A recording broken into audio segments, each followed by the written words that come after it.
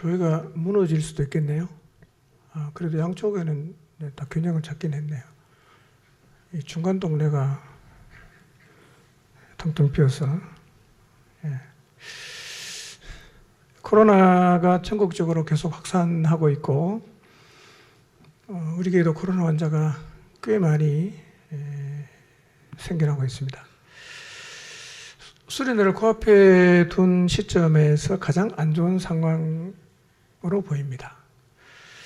우리가 사모하는 마음으로 40일을 작정하며 기도했고, 또 교회가 다시 힘을 얻을 수 있는 좋은 기회인데, 이 모임 자체를 어렵게 하는 코로나가 다시 확산되는 이 상황을 보면서 아쉬움을 지울 수 없지만, 언제나 우리가 원하는 최선보다 더 잘 되는 방법을 알고 계시는 하나님이시니까 우리가 이런 상황에서도 하나님을 믿고 신뢰해야 하겠습니다. 기도하면서 개인 건강 관리 잘 하시고, 코로나 걸려도 괜찮습니다. 하여튼 주어진 상황들을 잘 감당하며 나가시기를 바랍니다. 너무 걱정하지 마십시오. 할 일 그냥 다 하시면 돼요. 기도 그냥 하시면 되고, 계획된 모임이 있으면 하시고, 물론 하나님의 지혜는 필요할 것입니다. 우리는 계속 야곱의 삶을 살펴보고 있습니다. 야곱의 삶을 보면서 참 우리가 많이 공감하게 되는 것은 야곱의 삶이 우리랑 참 비슷한 게 많아요. 야곱의 모습 속에 우리 모습이 굉장히 많이 있습니다. 그래서 야곱이 걸어간 길을 통해 우리가 인생길을 어떻게 걸어가야 하는지를 많이 배울 수가 있습니다. 오늘 우리는 야곱의 삶을 통해서 그런 부분들을 많이 보게 될 것입니다. 지난 시간에 우리는 야곱이 아내를 얻기 위해 14년의 수고를 마치고 고향으로 돌아가려고 했습니다. 그때 외삼촌 라반이 야곱에게 하나님이 너로 말미암아 내게 복 주신 것을 깨달았다고 하면서 나를 사랑한다면, 나를 좋아한다면 좀 더 머물러 달라고 간청을 합니다. 그리고 품삯을 청하라고 했어요. 야곱은 라반에게 너무 유리한 조건을 제시했어요. 라반은 두 번 생각할 것 없이 흔쾌히 수락을 했습니다. 야곱과 품삯을 정한 그날 외삼촌 라반은 정말 야박하게 야곱의 품삯이 될 아롱진 양, 검은 양, 점 있는 양, 아롱진 염소, 점 있는 염소를 모두 가려냅니다. 그리고 아예 사흘 길이나 떨어진 자기 아들들에게 다 옮겼습니다. 라반이 이렇게 하는 이유는 야곱이 품삯이 될 양이 태어날 가능성을 아예 없애버리기 위함입니다. 야박하죠? 여러분, 남이어도 14년을 그 집에 와서 그렇게 열심히 일해 줬으면 수고에 대한 격려로 새롭게 시작하면 한미천 정도 줄 수 있지 않겠습니까? 남이어도. 근데 라반은 외삼촌인데도 그렇게 하질 않았어요. 윗자리에 계신 분이 혹시 계신다면 아래 사람에게 잘하시기 바랍니다. 돈도 많이 주고 좀 넉넉한 마음으로 해주시기를 바랍니다. 하나님 그런 사람 기뻐합니다. 자, 하나님은 라반이 야곱에게 이렇게 야박하게 긍휼도 없고 배려도 없는 대우를 하는 것을 다 보고 계셨어요. 야곱이 어떻게 할 수 없으니까 하나님이 직접 나서서 라반의 것을 빼앗아서 야곱에게 다 주셨어요.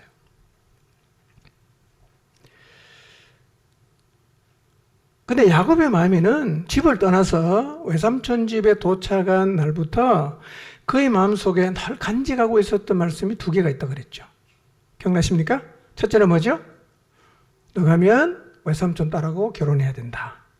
아버지가 주셨던 말씀이지만 아브라함을 통해서 주신 약속이 있는 말씀이에요. 두 번째는 뭐였죠? 오다가 베델에서 하나님을 만났을 때 하나님이 야곱에게 주신 말씀이 뭐냐면 너 반드시 고향으로 돌아가야 된다. 이 말씀을 하셨어요.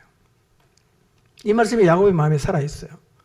그래서 한 달 지나고 일을 너무 열심히 하니까 라반은 야곱을 보내는 걸 원치 않습니다. 붙잡아 놓고 싶었어요. 그래서 너가 내 조카이긴 하지만 어떻게 공짜로 일할 수 있냐. 품삯을 정해라.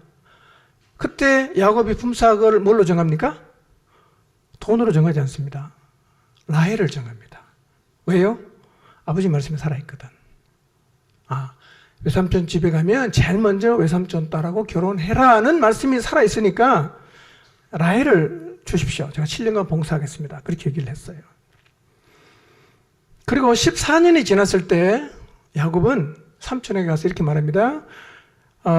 이제 고향으로 돌아가겠습니다. 라고 얘기를 했어요. 그 야곱의 마음속에는 올 때 이미 하나님이 주셨던 말씀이 늘 살아있었고 힘들고 어려운 과정을 지났지만 그걸 잊어버리지 않았습니다. 계속 품고 있었단 말이에요. 우리의 마음속에도 이렇게 하나님 말씀이 늘 품어져 있어야 돼요. 예, 품어져 있어야 돼요. 자, 근데 외삼촌과 품삯을 결정하고 일한 지가 6년이 지났어요.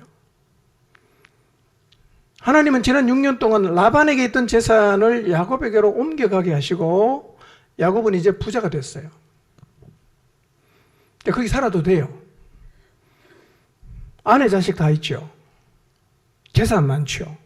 20년 살았죠. 굳이 그 일을 버려두고 다시 고향으로 돌아올 이유가 없어 보입니다.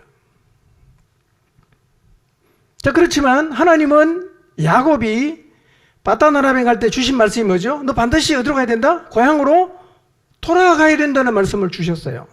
자, 그러면 이전에는 야곱이 돌아가겠다는 마음을 늘 갖고 있었는데 이제는 부자가 되고 자식도 많고 아내도 많고 아내가 많은 건 좀 이상하네. 아무튼 살만해졌어요. 20년 살았으니까. 자, 그 와중에서도 여전히 야곱의 마음속에 고향으로 돌아가라고 말씀하신 이 하나님 말씀이 살아있어서 영향을 계속 주고 있을까 하는 거예요. 어떨 것 같습니까? 그 하나님의 말씀이 계속 살아있을 것 같아요? 아니면 자꾸 희미해질 것 같아요? 오늘 말씀을 보면 알겠지만 야곱의 마음이 조금씩 달라지고 있음이 감지가 되고 있어요. 조금씩 달라지는 거예요. 참 아이러니한 것은요. 여러분, 야곱이 지금 부자가 됐죠? 어떻게 부자가 됐습니까? 이 하나님 은혜란 말이에요. 하나님이 빼앗아 줬어요. 야곱도 그걸 안단 말이에요. 하나님의 은혜를 주셔서 부자가 됐는데 부자가 되고 나니까 하나님의 말씀이 내 마음에서 희미해지고 있다는 거예요. 참 아이러니하지 않습니까? 그런데 이 야곱의 모습이 오늘 우리의 모습일 수가 있다는 거예요. 하나님 우리의 삶을 복되게 하시고 하나님 우리 삶을 잘 되게 하시면 우리가 우리에게 주신 하나님의 말씀을 더 열심히 찾고 가야 되는데요. 희한하게도 그 반대 현상이 나타납니다. 복을 주시면 오히려 우리의 마음속에 하나님 말씀이 희미해질 가능성이 많다는 거예요. 야곱처럼. 여러분 혹시 여러분의 마음속에 계속 살았어. 나 이렇게 살 거야. 나 하나님 이 말씀에 순종하며 살 거야. 라고 살아왔는데 여러분의 삶의 환경이 바뀌면서 어느 순간부터 여러분의 마음 안에서 자꾸 그 말씀이 희미해져 가는 부분은 없는가를 한번 돌아보시길 바랍니다. 죽어도 이건 해야 돼. 자꾸 바뀌는 거죠. 가능하면 해야지. 안 되면 할 수 없지. 이렇게 하는 거예요.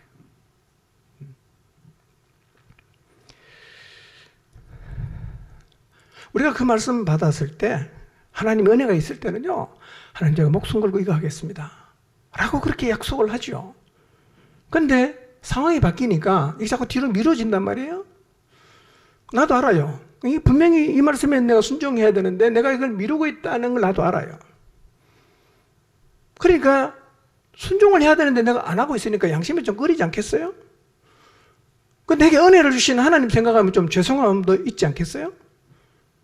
그러니까 우리가요, 그런 나 자신에게 위안과 위로를 주기 위해서 이렇게 하나님께 말해요. 하나님, 지금 제가 하나님 앞에 하겠다고 한 약속이 좀 뒤로 미뤄지고 있지만 제가요 언젠가는 꼭 할 겁니다. 그냥 하나님 걱정하지 마세요.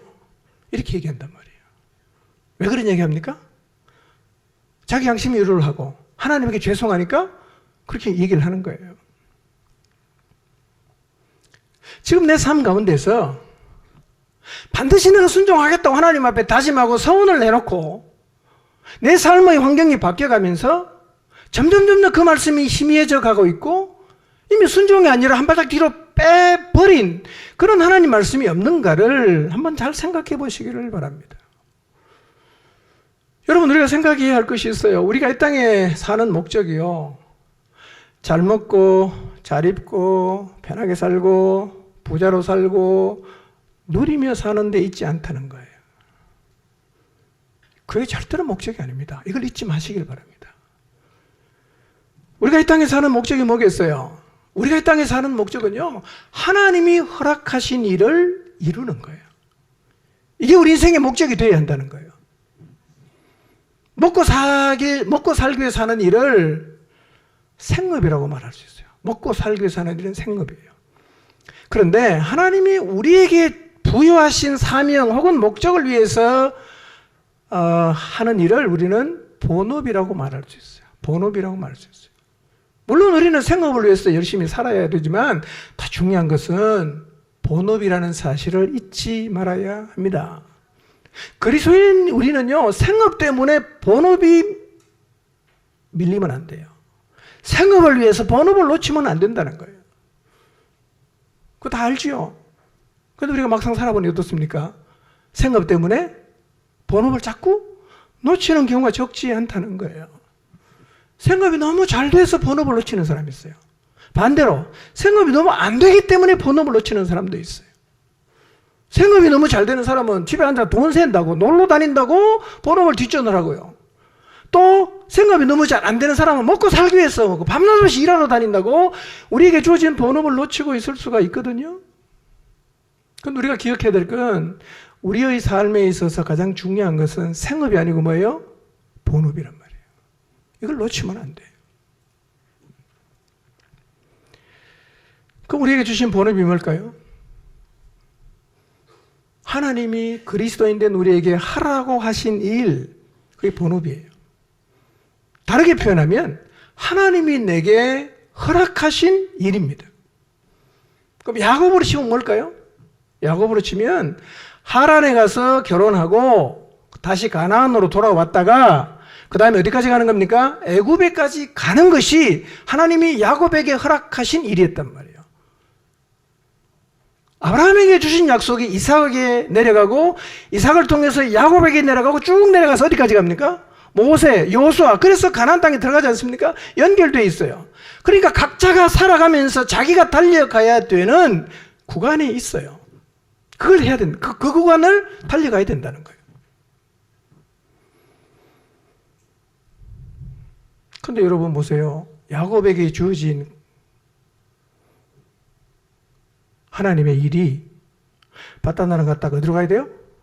가나안으로 가야 돼요. 그 다음에 애국까지 가야 된단 말이에요. 근데 만약에 야곱이 바다나라면서 나 여기 좋아 그리고 눌러 앉으면 어떻게 됩니까? 하나님의 역사가 멈추잖아. 그러니까 하나님은 계속 돌아가라 그러는 거야. 이 자리 빨리 가라 이거예요. 어쩌면 우리가 지금 뒤로 미루고 있는 그 일 때문에 그 일이 하나님의 역사를 멈추게 할 수도 있어요.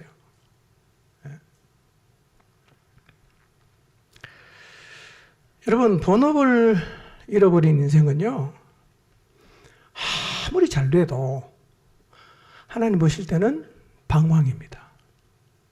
목적을 잃어버린 거잖아. 뭘 위해서 해야 될지 모르는 거예요. 여러분, 우리는 잘 먹고 잘 사는 것을 인생의 목적으로 사는 사람이 절대로 아닙니다. 그리스도인이 그게 목적이 되면 이미 타락한 겁니다. 그 방황이에요, 그 자체가요. 우리를 불렀잖아요. 얼마나 큰 대가를 지불하고 우리를 불렀어요. 우리가 해야 될 일이 있어요. 우리는 하나님을 믿기 때문에 그 일을 해야 된단 말이에요. 근데 우리가 그걸 다 잊어버리고 하나님이 없는 사람과 똑같은 목적을 가지고 살면 그 자체가 타락입니다. 그리고 방황이에요. 자, 근데 그런 관점으로 보면 오늘날 교회 안에도 교회를 다니지만 이렇게 영적으로 방황하는 사람이 적지 않지 않습니까? 참 많아요.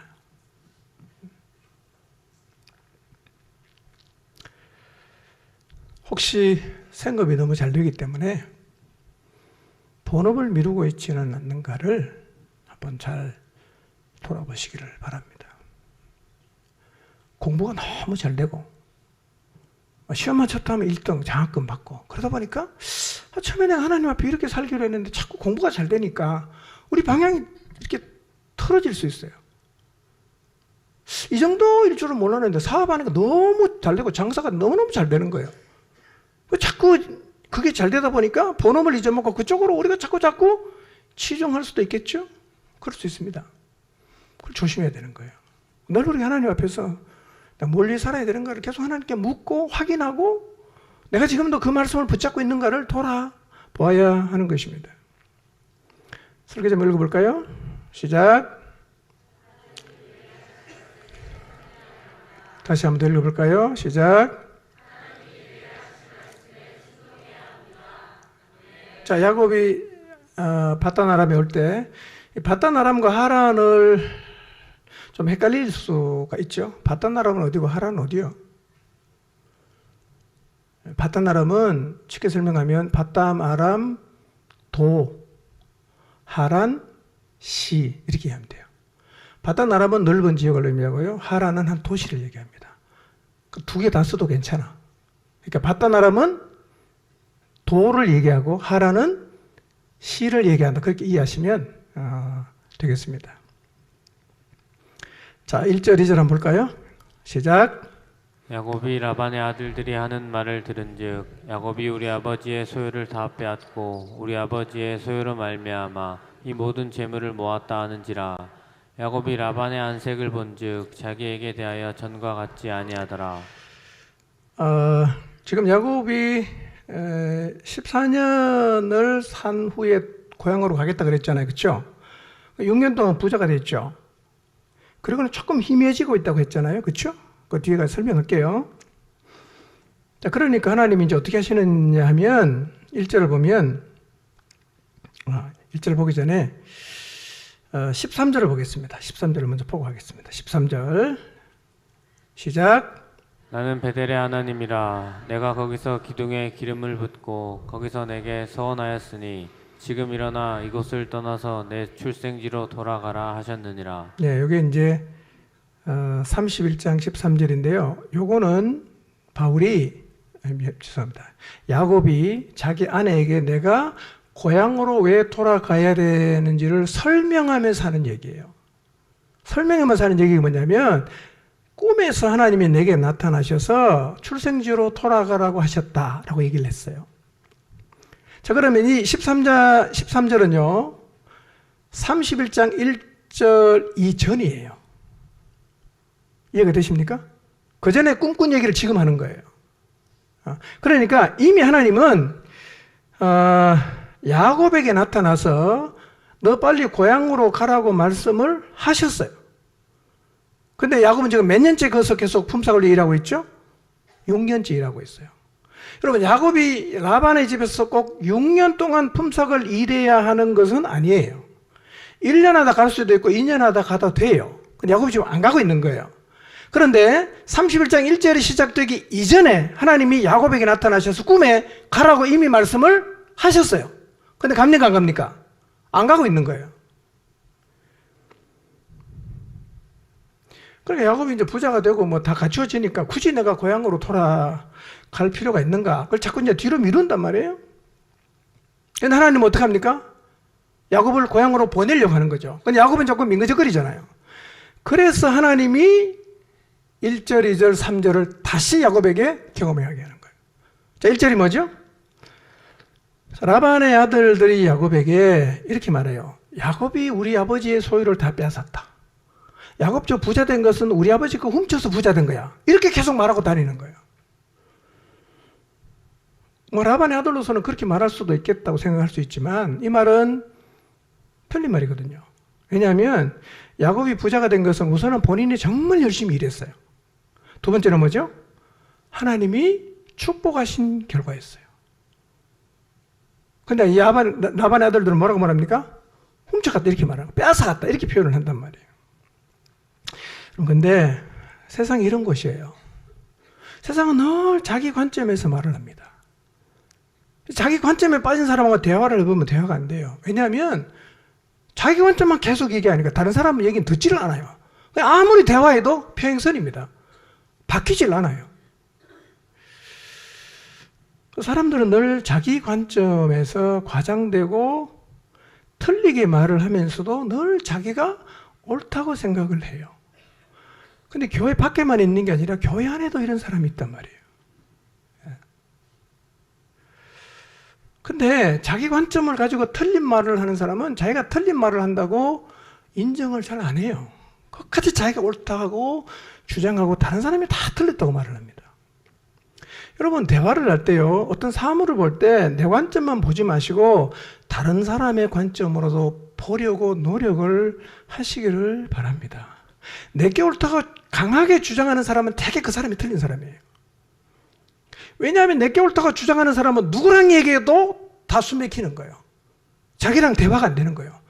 여러분이 내 관점이 옳다고 주장하는데 누구를 만나서 얘기를 해도 다 대화가 안 되면 내가 틀린 겁니다. 내가요. 근데 우리는 자꾸 저 사람이 틀리다고 하거든요.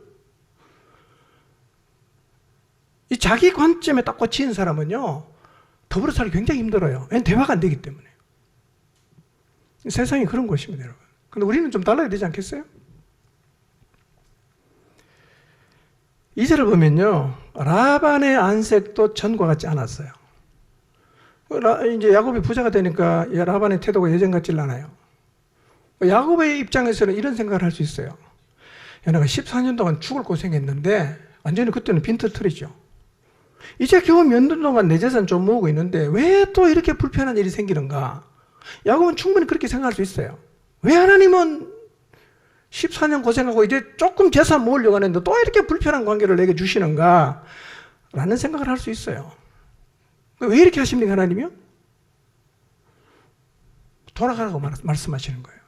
상황을 통해서 돌아가라고 말씀하시는 것입니다. 데라의 죽음을 통해서 하란에서 아브라함을 이끌어내죠. 바로가 막 핍박을 하니까 그 애굽 땅에서 눌러 앉아 살고 있던 이스라엘 백성이 뭐라고 말합니까?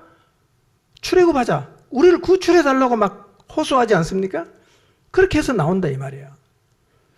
우리도 그 사람들하고 똑같거든요. 우리는요, 고난이 오지 않으면 위를 쳐다보지를 않습니다. 우리 다 똑같습니다.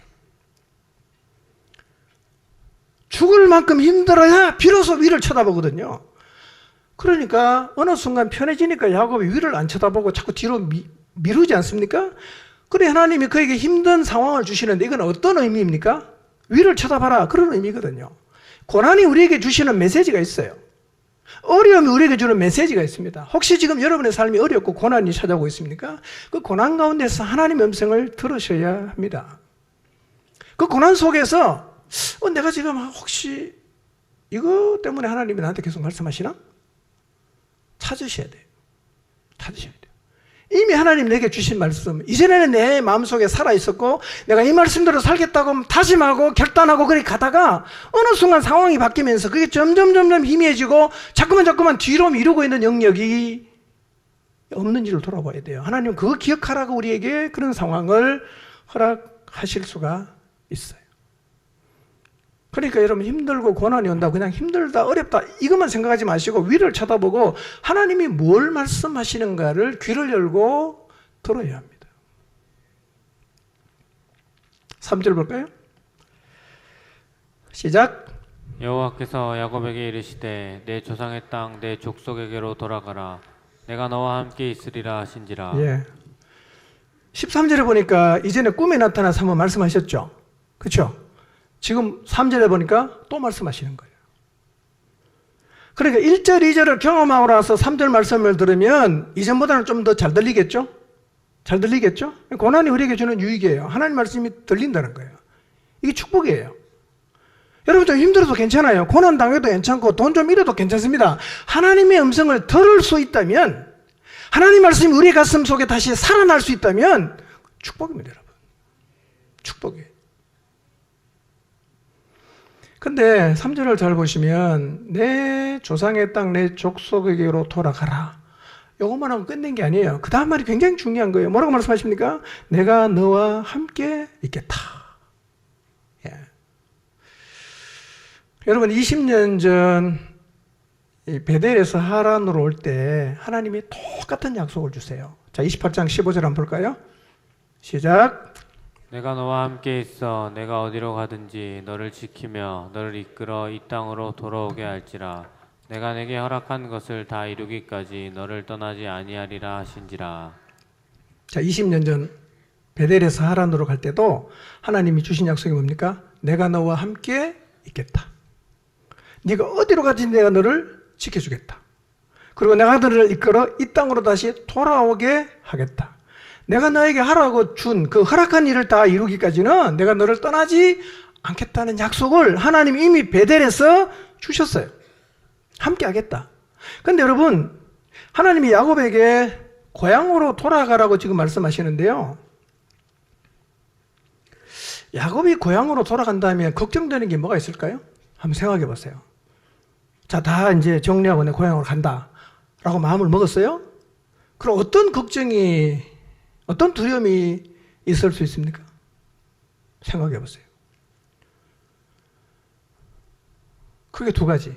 이 두 가지가 사실은 야곱이 다 겪어요. 하나는 뭐냐? 과연 라반이 순순히 보내줄 건가? 너 간다고 그러면 네 아내하고 애들은 다 놓고 너 혼자 가. 이렇게 말하는 게 두려운 거예요. 두 번째는 뭐냐? 형 에서를 어떻게 볼까? 이 걱정이에요. 하나님은 야곱이 이 걱정을 하고 있는 거 아실까요? 모르실까요? 아시겠죠? 그러니까 고향으로 돌아가라고 하면서 단서를 붙인 게 뭐예요? 내가 너와 함께 있겠다. 이렇게 말씀하시는 거예요. 이 말은 다르게 표현하면, 야, 야곱아, 너 걱정되지? 내 너랑 같이 갈 테니까 걱정하지 말고 그냥 가. 내가 다 알아서 해줄게. 라고 말씀을 하셨다는 거예요. 허락하신 분이, 말씀하신 분이 이루어 가세요. 여러분, 이 동행의 약속은 우리에게도 있잖아요. 여러분, 이 시간 하나님이 여러분과 함께 하신다는 사실을 한번 생각해 보시길 바랍니다. 하나님이 나와 함께 하신다. 동행의 약속. 십자가에 죽으시고 부활하시고 성천하시기 직전에 제자들 앞에서 예수님이 하신 말씀이 이거예요. 세상 끝날까지 내가 너희와 항상 함께 있겠다. 그 약속을 하셨습니다. 여러분, 이 동행의 약속은 야곱에게만 있는 게 아니에요. 우리에게도 있습니다. 내 약속 지키겠다. 이 약속은 야곱에게만 있는 게 아니라 우리에게도 똑같이 있다는 거예요. 내가 너에게 허락한 거 이룰 때까지 내가 너와 함께한다. 떠나지 않는다. 이 약속은 오늘 우리에게도 있다는 사실을 기억하시고 믿음으로 이 하나님 약속을 잡게 되시기를 바랍니다. 여러분, 야곱이 만약에 하나님 말씀에 순종하면 돌아가는 과정에서 일들을 겪을 수는 있어요. 그러나 반드시 고향으로 돌아가게 됩니다. 왜요? 하나님이 함께하니까. 우리에게도 마찬가지입니다. 우리에게 하나님 주신 말씀이 있어요. 우리 안에 살아있는 말씀이 있어요. 내가 너무 감격에 사는 저 꼭 이거 하겠습니다라고 서운한 말씀이 있을 수도 있어요. 근데 막상 내가 현실 속에서 그 말씀을 이루어내려고 하면 뭐 일들이 벌어질 수 있죠. 그러나 중요한 것은 일들이 아무리 많이 벌어져도 결국은 그 자리에 간다는 거예요. 이 사실을 믿으시기를 바랍니다. 우리가 야곱 인생을 통해서 배우는 게 많아요. 그 중에 하나가 뭐냐?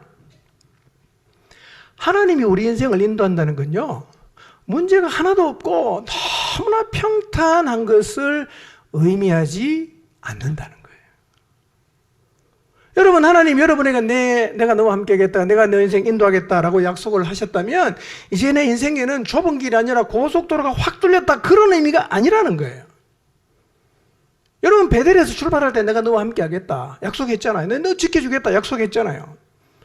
그런데 야곱이 그 바다나람에 도착해서 결혼하는 과정이 쉬워서 어려웠어요? 어려웠죠. 7년 죽도록 고생했는데 와보니까 누가 와 있어요? 자기 사랑하는 여자가 안 돌았어요. 14년을 하잖아. 라반에게 이용당한 8년 차부터 14년까지 얼마나 힘들었겠어요. 어느 날은 너무 열받고 너무 신경질 나고, 하나님은 도대체 날 안 도와주시나? 왜 이렇게 약속을 라반이 어기는 거 그냥 내버려 두셨는가? 뭐 그렇게 하면서 어느 날은 잠도 안 하고 뭐 화도 나고 우울증도 걸릴 수 있지 않겠습니까? 여러분, 8년부터 14년까지는 굉장히 힘들었을 거예요. 그런데 그래서 결혼을 했는데 부인이 넷이 됐잖아. 이 결혼 생활은요, 결혼하는 과정보다 더 힘들었어요. 자기가 사랑하는 라헬과 레아가 맨날 그냥 얼마나 과도하게 시기하고 경쟁하는지요. 정말 힘들었어요. 여러분, 야곱이 아내가 4명이니까 참 복도 많다. 혹시 남자를 이렇게 생각하십니까? 그렇지 않아요. 냄새 났을 거예요. 아, 여자 진짜 힘들다. 야곱은 진짜 학을 뗐을 겁니다. 그리고 품삯을 정하고 재산을 모으는 과정만 보세요. 삼촌이 품삯을 몇 번 변경시킵니까? 10번. 생각해 보세요.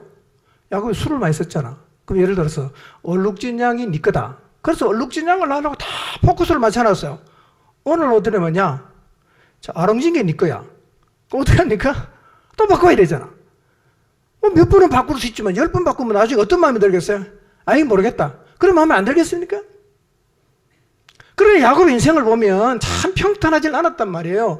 우여곡절도 많았어요. 근데 결국은 뭐냐? 하나님이 말씀하신 대로 다 됐다는 거예요. 인도했어요, 여러분. 야곱이 그렇게 힘들게 생각했던 과정을 통해서 오히려 애도 12명 낳았잖아. 여러분, 처음에 라헬과 결혼했으면 야곱에게 아이가 몇 명입니까? 2명밖에 없어요. 요셉하고 베냐민. 근데 삼촌이 속여갖고 레아가 먼저 들어오고 그래서 부인이 결국은 넷이 됐는데 몇 명 낳습니까? 12명 낳았잖아. 10번 바꿨지만 하나님이 재산을 늘려주셨잖아요. 결국은 뭐냐? 하나님 인도했어요. 그렇지만 그 과정이 우리가 생각하는 것처럼 바람 한 점 없는, 구름 한 점 없는 그런 날씨가 아니었다는 거예요. 그러니까 여러분 인생 살다가 좀 힘겹게 어렵다고 하나님 날 인도 안 하시나 보다, 하나님 나와 함께 하지 않으시는가 보다 그렇게 단정하지 마십시오. 계속 가세요. 가보면 하나님이 말씀하신 자리에 서 있는 여러분을 발견하게 될 것입니다. 그러니까 하나님 인도란 이런 거란 말이에요. 그러니까 여러분 하나님 인도하신다는 게요, 문제 없음을 의미하지 않습니다. 여러분 지금도 하나님 여러분 인생 인도하지요. 그런데 병에 걸릴 수 있습니다. 암도 걸릴 수 있어요. 돈도 떼일 수 있습니다. 보이스피싱 당할 수도 있어요. 속을 수도 있죠. 관계 어려워질 수 있습니다. 사업이 힘들어질 수 있습니다. 너무 힘들어서 다 포기하고 싶은 그런 깊은 좌절을 경험할 수도 있어요. 그러나 하나님의 이런 시간을 통해서 우리의 품성을 빚어 가세요. 우리 다 독한 사람들이, 우리 안에 다 도끼가 있어요. 안 빠집니다, 이거요. 완전히 축 늘어져야 빠진단 말이에요. 하나 안 빼니까 하나님이 도끼 좀 빼려고 그냥 축 늘어지는 자리에 끌고 갈 수도 있다는 거예요. 도끼가 빠져야 진짜 교제가 되는 거예요. 도끼가 빠져야 편한 사람이 돼요. 도끼가 빠져야 더불어 살 수가 있단 말이에요. 우리 다 도끼가 많아요. 말만 하면 그냥 탁 쏴붙이고 독이 나온단 말이에요. 입술에서. 빚어가야 되지 않겠어요? 자, 4절 5절 봅니다. 시작. 야곱이 사람을 보내어 라헬과 레아를 자기 양떼가 있는 들로 들로 불러다가 그들에게 이르되 내가 그들의 아버지의 안색을 본즉 내게 대하여 전과 같지 아니하도다. 그러할지라도 내 아버지의 하나님은 나와 함께 계셨느니라. 자, 여러분 1, 2, 3절 1절은 라반의 아들들, 2절은 라반의 안색이 시원찮았죠. 3절은 하나님이 다시 야곱에게 돌아가라고 말씀하셨죠. 그렇죠? 그 1, 2, 3절 상황과 하나님의 말씀하심을 통해서 야곱이 결정합니다. 뭐 어떻게 결정합니까? 돌아가야겠다. 이제 딱 결정을 했어요. 돌아갈 채비를 하는 거죠. 그러면 20년 살다가 돌아가는데 제일 먼저 뭘 해야 되겠어요? 아내를 설득해야 되잖아. 아내가 안 가겠다면 어떡해? 그래서 4절에 보니까 야곱이 라헬과 레아를 불러다가 설득하는 거예요. 여러분 고대 사회는 가부장적 사회이기 때문에 그냥 가! 이러면 갈 수도 있어요. 그렇지만 야곱은 그렇게 하지 않았어요. 불러다가 설명을 쫙 하는 거예요. 여러분 설명이 사랑입니다. 설명이 배려입니다. 무조건 따라와 이러지 마시고요. 사랑하면 설명을 한번 잘 해보시기를 바랍니다. 한번 따라하겠습니다. 설명이 사랑입니다. 남편은 아내에게 설명 잘하시고 아내는 남편에게 설명 잘하시고 부모 자식 관계도 마찬가지고 설명을 한번 잘 하도록 노력하시기를 바랍니다. 야곱은요, 이 두 사람 불러가 설명을 잘 해요. 근데 야곱이 라헬과 레아를 어디로 부릅니까? 덜로 불러요. 덜로. 왜 덜로 불렀을까요? 이 장막에서 하면 되지 않아요? 아마도 야곱은 장막에서 하면 이 라반하고 가까운 사람이 엿듣거나 야곱이 떠나려고 하네? 눈치챌 수가 있잖아. 그건 덜로 부른 거죠. 그리고 야곱하고 두 딸의 입장은 또 다를 수 있죠. 저게 아버지니까. 그러니까 어떻게 합니까? 차근차근 설명해요. 그 설명이 5절에서 13절까지예요. 쫙 설명하는 거죠. 이렇게 설명합니다. 내가 그대들의 아버지 안색을 보니까 나를 대하는 게 전과 같지 않다. 그렇지만 하나님은 나와 함께 계셨다. 이렇게 말합니다. 자, 6절부터 9절까지 볼까요? 계속 얘기하죠. 시작. 그대들도 알거니와 내가 힘을 다하여 그대들의 아버지를 섬겼거늘 그대들의 아버지가 나를 속여 품삯을 10번이나 변경하였느니라. 그러나 하나님이 그를 막으사 나를 해치지 못하게 하셨으며 그가 이르기를 점 있는 것이 내 삭시 되리라 하면 온 양떼가 낳은 것이 점 있는 것이요 또 얼룩무늬 있는 것이 내 삭시 되리라 하면 온 양떼가 낳은 것이 얼룩무늬 있는 것이니 하나님이 이같이 그대들의 아버지의 가축을 빼앗아 내게 주셨느니라. 야곱은 참 성실하고 부지런한 사람이었습니다. 6절을 보세요. 자신 있게 말합니다. 그대들도 알거니와 내가 힘을 다해서 그대들의 아버지를 섬겼다. 근데 그대들의 아버지는 나를 속이고 품삯을 10번이나 변경했다.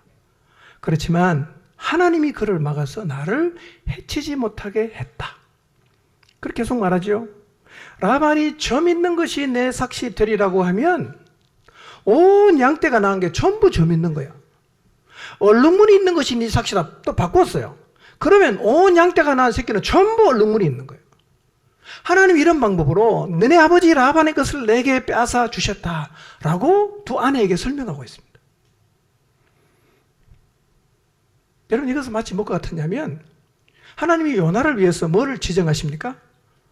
물고기를 딱 지정하는 거. 너 지중해 어디에?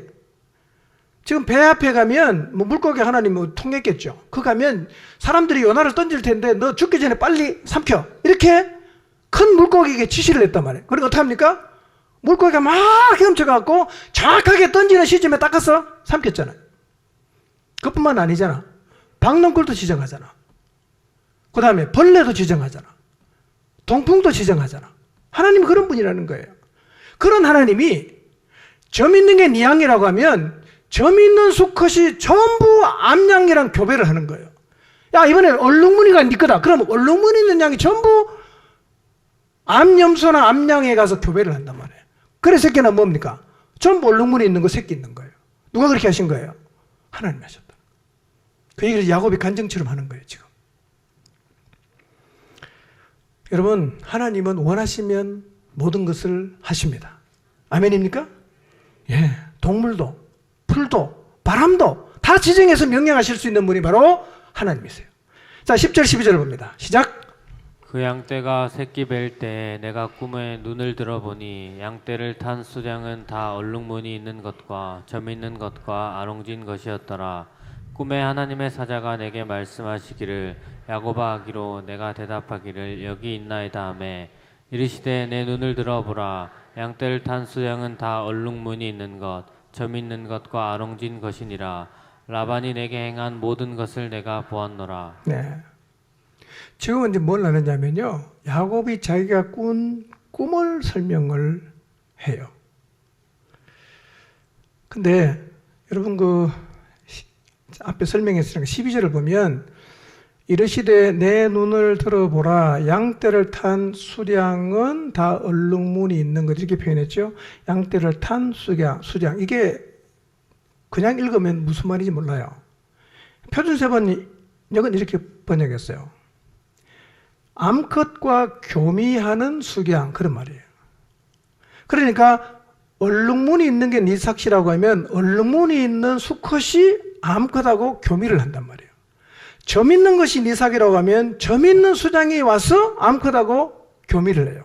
그래서 새끼를 낳아서 결국 그게 다 누게 됩니까? 야곱의 것이 되었다고 얘기를 하고 있습니다. 그리고 하나님께서 이렇게 말씀하셨어요. 라반이 이제까지 너에게 어떻게 하였는지 내가 다 보았다. 고 하나님이 꿈에서 야곱에게 말씀하셨어요. 하나님은 라반이 야곱을 억울하게 한 일, 라반이 야곱을 착취한 일, 라반이 야곱을 속인 일을 다 보고 계셨어요. 그러니까 하나님이 빼앗아서 줘버린 거예요. 여러분, 우리의 상황도 하나님이 다 보시고 계십니다. 우리가 당하는 억울함, 우리가 당하는 손해, 우리가 당하는 불합리한 대우, 하나님이 다 보고 계십니다. 누군가 나를 거짓으로 모함하고 힘들게 하고 괴롭히는 것도 하나님은 다 보고 계십니다. 보고 계시면 어떡할까요? 갚으십니다. 그분이 조치하신단 말이에요. 머리 굴려 야곱을 막 그냥 착취했던 이 라반의 것을 하나님이 다 빼앗아서 야곱에게 주지 않았습니까? 여러분, 하나님 다 보고 계시니까 여러분 좀 억울한 일 당한다고 너무 우울해하지 마십시오. 다 하나님이 지켜보니까 조치하실 거예요. 그리고 좀 힘들어도 좌절하지 말고 여러분의 서 있는 그 자리에서 하나님 바라보면서 여전히 성실하게 충성스럽게 일하며 살아가시기를 바랍니다. 13절입니다. 읽습니다. 시작. 나는 베델의 하나님이라. 내가 거기서 기둥에 기름을 붓고 거기서 내게 서원하였으니 지금 일어나 이곳을 떠나서 내 출생지로 돌아가라 하셨느니라. 여러분, 13절에서 야곱은 꿈에 누굴 만났어요? 베델의 하나님 만났어요. 우리는 그냥 뭐 베델의 하나님이구나 이렇게 생각할 수 있어요. 근데 야곱은 베델의 하나님은 잊을 수가 없어요. 베델의 하나님 하면 가슴이 콩콩 뛰는 게 야곱이에요. 왜 그렇습니까? 형 에서의 축복권을 자기가 빼앗아 형이 죽이려고 하니까 그냥 갑자기 그냥 빈털터리로 쫓겨나도 도망 나왔지 않았습니까? 800km 가야 되는데 불안하지요. 한번 가본 적도 없지요. 100년 동안 교류가 없었지요. 내가 제대로 찾아갈 수 있을까? 내 인생 앞으로 어떻게 되나? 온갖 염려, 불안과 두려움이 꽉 차 있을 때 한 곳에 가서 그냥 드론으로 자다가 누구 만났습니까? 하나님 만났어요. 그 하나님 만나고 야곱이 살아났잖아요. 희망이 생겼잖아요. 살아갈 이유가 생겼잖아요. 너무 하나님 만나고 기쁘고 감격했어요. 야곱이 거기서 하나님에게 서원했거든요. 베델의 하나님, 야곱의 가슴을 뛰게 하는 거예요. 근데 하나님이 꿈에 누구로 어떻게 말씀하십니까? 나는 베델의 하나님이다. 그리고 뭐라고 말씀하십니까? 네가 거기서 기둥에 기름 붓고 내게 서원했지 않냐? 지금 일어나 이곳으로 떠나서 내 출생지로 가라고 말씀하시는 거예요.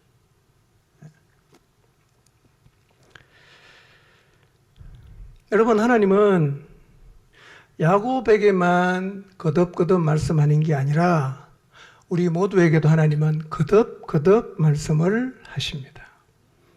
오늘 말씀을 통해서도 어쩌면 이미 우리에게 주셨던, 이전에 내 마음속에 살아있었던 하나님 말씀을 다시 생각나게 하실 것입니다. 마음을 열고 하나님을 향해 귀를 기울여 보시기를 바랍니다. 마땅히 순종해야지만 좀 상황이 좋아지고 살만해지면서 반대로 사는 게 너무 힘들고 어려워지면서 내 마음속에 있던 하나님 말씀이 희미해지거나 아니면 계속 다음에 그렇게 뒤로 미루고 있는 하나님 말씀은 무엇일까를 생각해 보시기를 바랍니다. 하나님은 야곱에게 말씀하십니다. 너의 소원을 지켜라. 네가 베델에서 나한테 서원했잖아. 그거 지켜라고 말씀하십니다. 오늘 우리에게 똑같이 말씀하십니다. 너 나 만나고 너무 감격해서 너무 기뻐서 나 이렇게 살겠습니다라고 너 소원하지 않았냐? 그 소원을 지키라고 말씀하시는 거예요. 야곱이 뭘 소원했는가? 자, 창세기 28장 20절에 22절 보겠습니다. 시작. 야곱이 서원하여 이르되 하나님이 나와 함께 계셔서 내가 가는 이 길에서 나를 지키시고 먹을 떡과 입을 옷을 주시어 내가 평안히 아버지 집으로 돌아가게 하시오면 여호와께서 나의 하나님이 되실 것이요 내가 기둥으로 세운 이 돌이 하나님의 집이 될 것이요 하나님께서 내게 주신 모든 것에서 10분의 1을 내가 반드시 하나님께 드리겠나이다 하였더라. 네, 서원했어요. 하나님이 나와 함께 계셔서 내가 가는 이 길에서 나를 지키시고 먹을 떡과 입을 옷을 주시어. 여기까지는 하나님이 다 해줬어요. 그렇죠? 이제 뭐 하면 되죠? 평안히 아버지 집으로 돌아가면 돼요. 그 세 가지 소원합니다. 첫째는 뭐냐? 여호와께서 내 하나님이 되실 것입니다. 무슨 뜻입니까? 나는 평생 하나님만 섬기며 살겠습니다. 두 번째, 내가 기둥으로 세우면 이 돌이 하나님의 집이 될 것입니다. 평생 하나님을 예배하며 살겠습니다. 세 번째, 하나님이 내게 주신 모든 것의 11조를 반드시 하나님에게 드리겠습니다. 세 가지를 서원했어요. 얼마나 감격스럽게 서원했겠어요. 여러분, 서원이 누가 시켜서 강제로 하는 겁니까? 아니면 자발적으로 은혜를 받아서 자기 스스로 하는 거예요? 여러분, 야곱과 혼자 했습니다. 누가 와서 야곱에게 너 이렇게 서원하라고 시킨 사람은 아무도 없잖아요. 혼자 그냥 했어요. 너무 감격스러워서. 하나님 뭐라고 말씀하십니까? 네 소원 지키라는 거예요. 왜 안 지킵니까? 먹고 살만하니까. 야곱이 주중거리고 있는 거예요. 그래서 하나님 다시 나타나셔서 하시는 말씀이, 야, 너 나한테 서원했잖아. 그거 지켜. 그렇게 말씀하시는 거예요. 서원을 지키라고 하시는 하나님 말씀을 듣게 되시길 바랍니다. 31장 14절 16절 읽습니다. 시작. 라헬과 레아가 그에게 대답하여 이르되 우리가 우리 아버지의 집에서 무슨 분깃이나 유산이 있으리요. 아버지가 우리를 팔고 우리의 돈을 다 먹어버렸으니 아버지가 우리를 외국인처럼 여기는 것이 아닌가. 하나님이 우리 아버지에게서 취하여 가신 재물은 우리와 우리 자식의 것이니 이제 하나님이 당신에게 이르신 일을 다 준행하라. 5절부터 13절까지 야곱이 꽤 길게 설명을 합니다. 내가 왜 니네 아버지 집을 떠나서 고향으로 가려고 하는지를 쭉 설명했어요. 라헬과 레아가 다 듣고 난 다음에 야곱의 계획에 적극적으로 동조를 합니다. 학자들은 동조한 이유가 이제 한 두 가지 정도 있다고 생각합니다. 하나는 뭐냐면 자기 자신, 그러니까 라헬과 레아를 딸들로 대우하는 게 아니라 출간 외인으로 취급하는 아버지의 태도를 보니까 여기서 봐도 상속은 하나도 못 받겠다. 그 판단이 되었기 때문이고, 두 번째는 이 야곱이 번성하는 과정에서 하나님이라는 분이 자기 남편 야곱을 축복하셨다는 것을 봤기 때문에, 저 하나님이, 우리 남편이 믿는 하나님이 우리 남편을 축복해 줬구나, 이걸 봤기 때문에 동조를 해서 떠나겠다고 했다는 거예요. 그 재밌는 표현은 16절이에요. 16절 한번 띄워보실래요? 이게 이제 우리 개혁 성경은 참 이해가 안 되는데 이런 말입니다. 하나님이 우리 아버지에게서 취하여 가신 재물은 우리와 우리의 자식 것이라 그랬잖아요. 이런 뜻입니다. 하나님이 우리와 우리 자식들에게 주려고 지금 당신이 라반의 모든 양과 염소를 당신에게로 하나님이 빼앗아 주셨다, 그 말이에요. 그 당신이 우리 아버지의 재산을 다 가져왔는데 그것은 하나님이 우리와 우리 자식에게 주려고 빼앗은 거다라고 얘기하는 거예요. 우리 자식 주려고 그 유산을 하나님 그런 방식으로 하나님이 줬다. 이렇게 이제 라헬과 레아가 이해를 했다는 거죠. 그리고 말합니다. 하나님이 당신에게 말씀하신 대로 다 하라고. 야곱은 뭐 하면 되죠? 자, 떠나면 돼요. 근데 생각해봤어요. 20년을 그냥 거기 살았는데 갑자기 장막말도 꼽아서 가는 게 간단하겠습니까? 쉽진 않겠죠? 굉장히 이제 부산했을 거예요. 자, 17절에서 20절 봅니다. 읽습니다. 시작. 야곱이 일어나 자식들과 아내들을 낙타들에게 태우고 그 모은 바 모든 가축과 모든 소유물 곧 그가 바단 아람에서 모은 가축을 이끌고 가나안 땅에 있는 그 아버지 이삭에게로 가려 할세. 그때 라반이 양털을 깎으러 갔으므로 라헬은 그의 아버지의 드라빔을 도둑질하고 야곱은 그 거취를 아람 사람 라반에게 말하지 아니하고 가만히 떠났더라. 예, 두 아내의 동의를 받아냅니다. 이제는 걸리는 게 없어요. 가면 돼요. 그 야곱이 일어났어요. 예, 힘을 냅니다. 그리고 이제 귀향길에 오릅니다. 자식들과 아내들을 낙타들에게 태우고 모든 가축과 소유물, 그 바단 아람에서 모은 가축을 다 끌고 가나안 땅에 있는 아버지에게로 가요. 이 장면을 상상해 보세요. 지금 정신없습니다. 먼지가 날리고 그냥 장막 월뚝 뽑고 가져갈 수 있는 짐 챙겨갖고 묶어갖고 낙타에 싣고 그냥 지금 막 정신없어요. 자, 이렇게 야곱의 하란 생활 20년이 이제 끝이 나요. 근데 성경을 계속 보면 이때 라반이 어디가 있죠? 양털을 깎으러 갔거든요. 유목민들에게 양털을 깎는 것은요, 굉장히 큰 행사고요. 어떤 유목민은 목욕 재개를 하고 양털을 깎는다 그래요. 그만큼 큰 잔치입니다. 굉장히 의미 있는 날이에요. 근데 야곱은 요날을 디데이로 잡은 거예요. 요날을. 왜냐하면 이때는 양털 깎는 이제 일을 하면 친구도 부르고 손님도 불러갖고 막 잔치를 하니까 거기 정신 다 팔려 있잖아. 야곱이 쑥 나가도 잘 모를 수 있거든요. 그러니까 아마 이런 심산도 있었을 것 같아. 나중에라도 삼촌을 만나면 삼촌 참 제가 떠난다고 말씀드리려고 했는데 그때 삼촌 양털 까는 것도 너무 바빠갖고 참 미처 말씀 못 드리고 갔습니다. 요 얘기하기 위해서 그렇게 떠났을 수도 있겠다는 생각을 해요. 성경은 없는 건데 제 추측이에요. 근데 우리가 여기서 생각해 봐야 될 게 있어요. 그게 뭐냐? 야곱이 꼭 이렇게 떠나야만 했을까 하는 거예요. 꼭 도망가야 되냐? 정상적으로 떠나갈 수도 있지 않겠어요? 근데 야곱은 도망가요. 라반에게 알리고 충분히 라반을 설득하든지 대화를 통해서 이제 돌아갈 수 있지 않겠어요? 도망이 아니라 정상적으로 갈 수도 있어요. 근데 야곱은 거취를 안 알리고 도망가거든요. 왜 도망갔을까요?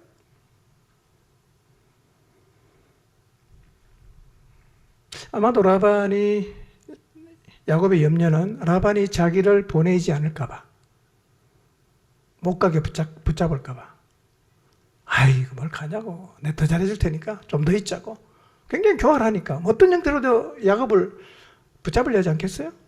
그래서 하나. 두 번째, 정 가겠다면 자네 혼자 가게. 이게 겁나는 거예요. 처자 다 내려놓고 네 혼자 가라. 이게 너무 겁나는 거죠. 그럼 세 번째, 끝까지 말 안 들으면 라반이 야곱을 해칠 수도 있어요. 이게 사실은 야곱에게는 걱정이 되는 거죠. 라반을 20년 겪은 야곱 입장에서는 충분히 타당한 두려움일 수가 있어요.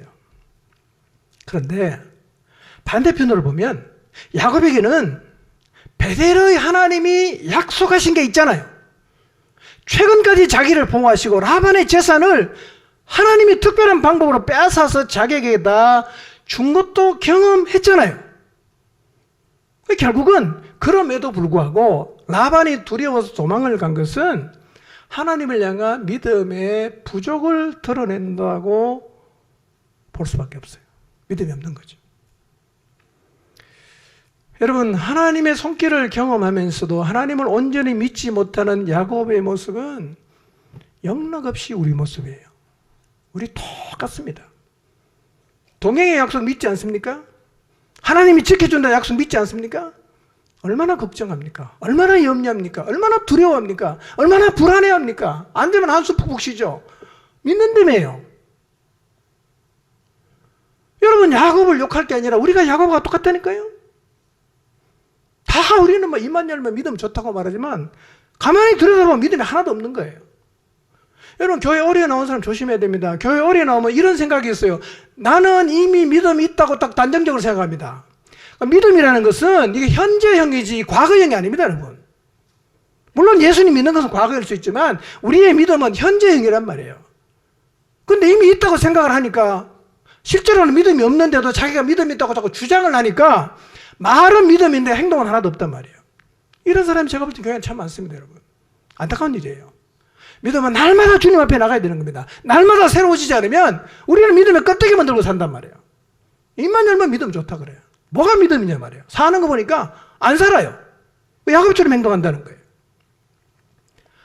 아, 내가 믿음이 없구나. 이거를 깨달아야 됩니다. 저도 참 저 자신을 보면서 믿음이 없다는 생각을 참 많이 해요. 그 날마다 믿음을 갖고 살기 위해서 제가 하나님 앞에 몸부림을 칩니다. 라헬은 어떻습니까? 아버지 드라빔을 훔치죠. 말씀드린 것처럼 드라빔은 가정의 수호신입니다. 여러분들, 라헬은 방금 전에도 고백했잖아요. 하나님이 빼앗아서 우리와 우리 자식을 위해서 주신 것 같다. 하나님이 살아계신다는 걸 라헬도 경험했습니다. 그런데 뭘 챙깁니까? 드라빔 챙기잖아. 이게 이해가 됩니까? 아니, 하나님 믿으면 하나님은 잡아야 되지 않겠습니까? 근데 하나님 믿는다고 해놓고 뭐도 챙깁니까? 드라빔도 챙긴다는 거예요. 이게 라헬의 신앙의 한계입니다. 라헬이 믿는 겁니까? 안 믿는 겁니까? 그러니까 라헬의 모습은 믿는 것 같은데 하나님을 전적으로 믿지 못하는 오늘 우리의 모습과 똑같단 말이에요. 하나님 믿는다고 하지요. 오늘의 운세 보고 타로도 보고 점도 치러 가고 맨날 로또 사러 다니고 이게 믿는 겁니까 이게? 여러분 하나님을 전적으로 믿으시기를 바랍니다. 하나님을 진짜 믿으시길 바랍니다. 우리는요 이 야곱과 라헬의 모습을 보면서 우리랑 너무 똑같다. 너무 똑같다. 우리가 전심으로 하나님께 나가지 않으면 우리는 평생 이렇게 살 수도 있습니다, 여러분. 평생 그렇게 살 수 있어요. 우리 다 믿음이 있다고 생각을 하지만 들여다보면 라헬처럼 사람처럼 사는 사람 참 많습니다. 믿는데 늘 우상 갖고 있어요. 늘 우상 갖고 있어요. 하나님께 다 맡겨 우상을 집어던지지 못한단 말이에요. 또 야곱처럼 늘 하나님을 경험하고 그 하나님 약속을 붙잡고 있는데도 두려워해요. 불안해하고 인간적인 수단 방법 쓰고 도망다니고. 여러분 꼭 좀 기억하십시오. 말이 신앙이 아니에요. 말을 어떻게 하나 중요하지 않습니다. 말이 무슨 신앙입니까? 뭐가 신앙이에요? 행동이 신앙이지. 믿으니까 행동이 따라올 거 아니에요? 말은 했는데 행동이 없다. 안 믿는 거잖아. 여러분 여러분이 하는 말을 여러분이 믿음이라고 생각하지 마시기를 바랍니다. 말은 믿음이 아니에요. 뭐가 믿음이에요? 행동이 믿음이에요. 살아내는 게 믿음이에요. 여러분 저는 이렇게 보니까요 우리의 신앙에 이중성이 참 많습니다. 대표적인 게 두 가지가 같아요. 내가 보니까 목회를 해보니까 두 가지 이중성을 가지고 있어요. 하나는 뭐냐? 결혼과 자녀 교육이에요. 너무 이중성이 많습니다. 여러분 한번 잘 돌아보십시오. 처녀청과 결혼할 때 뭐 다 신앙이 몇 번이요? 다 1번이잖아. 다 거짓말입니다. 신앙은 그냥 양념이야. 잘생겨야 되고 학벌 좋아야 되고 뭐 스펙 좋아야 되고 그거 다 따지고 밑에 신앙이 있으면 오케이. 근데 아무리 신앙이 있어서 밑에 게 안 따르면 다 놓으라고 말합니다. 이중성입니다. 살아보세요. 믿음이 얼마나 중요한 건지. 살아보세요. 믿음만 있으면 진짜 행복할 수 있습니다. 또 하나는 자녀 양육이야. 뭐 자식 믿음으로 키우겠다 헛소리 뻥뻥 치는데요. 거짓말이야 다 보니까. 공부가 1번이야. 무조건 공부야. 여러분 인생 다 살고 한번 이렇게 들여다보세요. 좋은 대학 나온다고 행복하게 살던가요? 뭐 행복하게 산다고 칩시다. 결국 우리가 주님 앞에 갈 거 아니에요? 예수님 안 믿고 살다가 죽으면 다 지옥 가지 않습니까? 그 말로는 뭐 우리 아이 믿음을 뭐 그렇게 주장하는데요. 사실은 가만히 들어보면 전부 공부예요, 공부. 그러니까 이중성입니다, 여러분. 우리의 행동은 우리의 믿음을 긍정하는가? 아니면 우리의 행동은 우리의 믿음을 부정하고 있는가? 한번 돌아볼 필요가 있어요. 내 행동은 내가 말하는 믿음을 부정하는가? 아니면 내 행동은 내가 내가 한 말을 긍정하는가를 돌아볼 필요가 있습니다. 진짜 믿으시기를 바랍니다. 하나님을 진짜 믿으시길 바랍니다. 뭘로요? 행동으로. 그래서 그렇게 살려고 하면 내 안에 믿음이 얼마나 없는가를 계속 보셔야 돼요. 진짜 내가 믿음 없구나. 진짜 믿음 없구나. 그리고 여러분 교회를 몇 년 다녔든지 간에 정말 하나님 앞에 가서 믿음 달라고 기도해야 되고 하나님 말씀을 붙잡고 달려갈 수 있는 그 믿음을 갖기 위해서 주님과 늘 교제 가운데 살아야 됩니다. 그러지 않으면요 전부 빈 깡통입니다. 깡통이에요. 말이 믿음입니까? 말은 믿음 아닙니다, 여러분. 삶이 믿음이죠.